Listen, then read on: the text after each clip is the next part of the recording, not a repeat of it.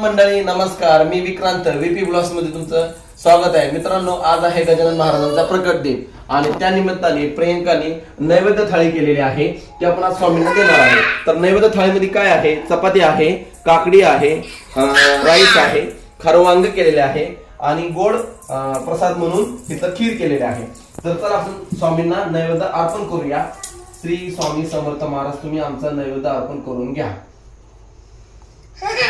गण गण गणात बोते, गण गण गणात बोते, गण गण गणात बोते, गण गण गणात बोते. श्री स्वामी समर्थ. देवांश, दर्शन घे महाराजांचं. हा, घ्या दर्शन.